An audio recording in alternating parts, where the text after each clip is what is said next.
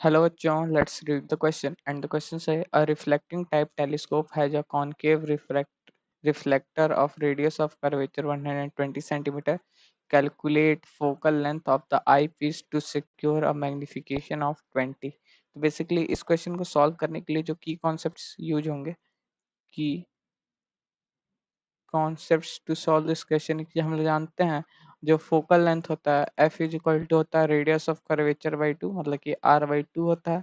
ये पहला कॉन्सेप्ट। जो दूसरा कॉन्सेप्ट यूज होगा जो मैग्निफिकेशन होता है टेलीस्कोप के द्वारा वो हो जाता है focal length of objective upon focal length of eyepiece. ठीक, तो इन्हीं दोनों कॉन्सेप्ट पे ये क्वेश्चन सॉल्व हो जाएगा। तो अब इस क्वेश्चन को अगर सॉल्व करें तो हम लोग के पास क्या दिया हुआ है, कॉनकेव रिफ्रैक्टर है जिसका रेडियस ऑफ कर्वेचर 120 है। तो यहाँ ये क्या गिवन, क्या हम लोग के पास गिवन देखें तो हम लोग के पास मैग्निफिकेशन 20 गिवन है और ये रेडियस ऑफ कर्वेचर है रिफ्लेक्टर का।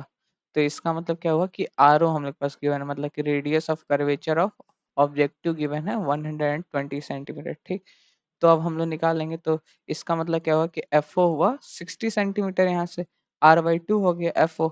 अब अगर हम लोग मैग्निफिकेशन देखें तो मैग्निफिकेशन हो जाता है M equal to F O upon F E. तो यहाँ से देखें तो एफ ओ अपॉन एफ ई।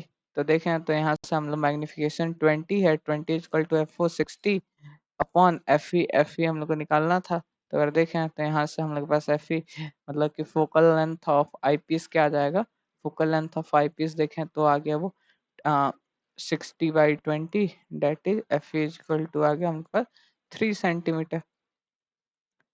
3 सेंटीमीटर ऑलमोस्ट यही पूछा था कि the focal length of I piece.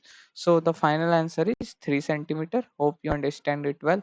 All the best. Thank you.